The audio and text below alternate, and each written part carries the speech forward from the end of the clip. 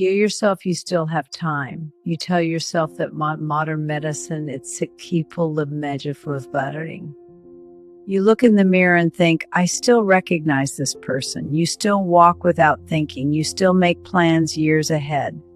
And because of that, you assume the road stretches far beyond what you can see. I am in my 90s now.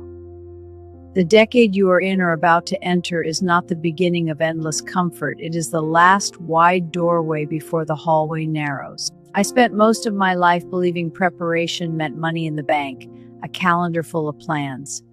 I learned too late that there are truths people rarely speak aloud, perhaps because they sound too heavy. Silence does not make them less true. And the number one is, your body will not ask permission. Their balance is no left, have but something you maintain. In youth, your body remember everything. The stairs you climb without thinking today may one day feel like a small mountain. The chair you rise from casually may require effort.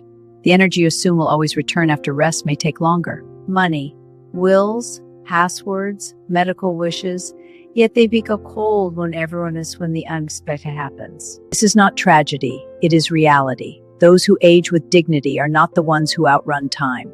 They are the ones who respect their bodies while they still respond. You cannot bargain with biology, but you can meet it halfway. Friendship becomes precious in ways you cannot predict.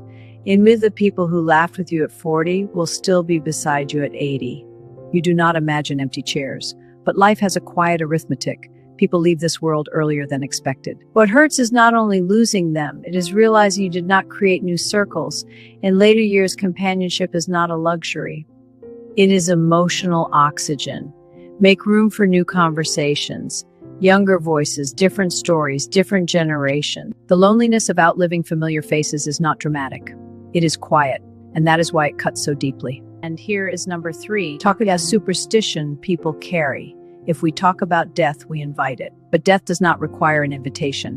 What these conversations, those who want me peace on your behalf. Money, wills, passwords, medical wishes, yet they become cold when the unexpected happens. The greatest kindness you can offer your family is not inheritance, it is certainty. Retirement reveals more than it rewards. Many imagine endless freedom, but when a career ends, identity often ends with it. Purpose does not automatically appear when work disappears. Discover passions they postponed for decades. Others discover emptiness they never prepared for. The transition is easier for those who already know who are outside their job title. So our routines, communities, interests have nothing to do with now, when will I retire? The question is, who will I be when I do? Healthy years are fewer than 5. Long relationships are beautiful, but the energetic years within them are fewer than you assume. There is a window when both people can travel easily, explore freely, say yes without late fatigue. But the nature of shared experiences changes.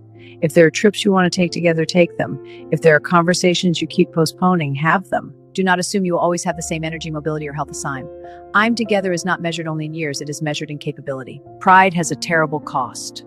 Arguments that once felt righteous can become unbearable regrets later. And one day actually is no longer possible. What remains as absence does not make you weak. It makes you free.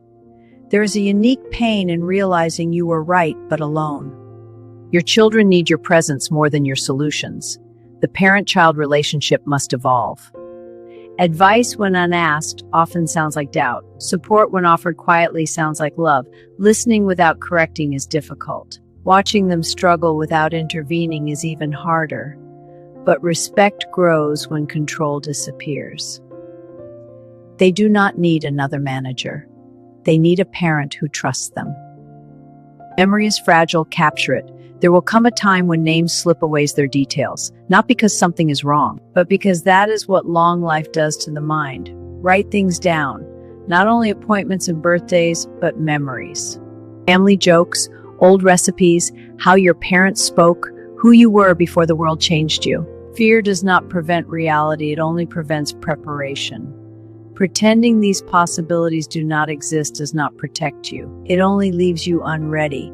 The remarkable truth is this: when difficult things arrive, you often discover resilience you never knew you had. In youth, a year feels long. In later life, years stack like thin papers. You turn around, a decade has passed. Seasons repeat, holidays return faster, birthdays arrive sooner than expected. The solution is not panic, it is attention. Notice the small moments, for routine now but will later feel precious. One day you may sit in a quiet room surrounded by photos and realize mobis tramas extravagant.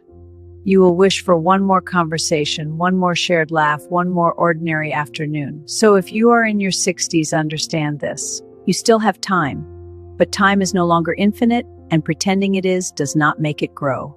Be present. Strengthen what carries you.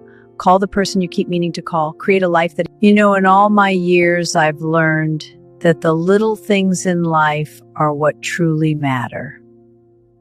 Write your stories. Say I love you without waiting for perfect timing, because the later years are not only about decline, they are also about clarity. And clarity can become the most honest freedom. Take a quiet moment. Send that message. Forgive what weighs you down. And if you feel ready, subscribe. Not for hype, but for more conversations like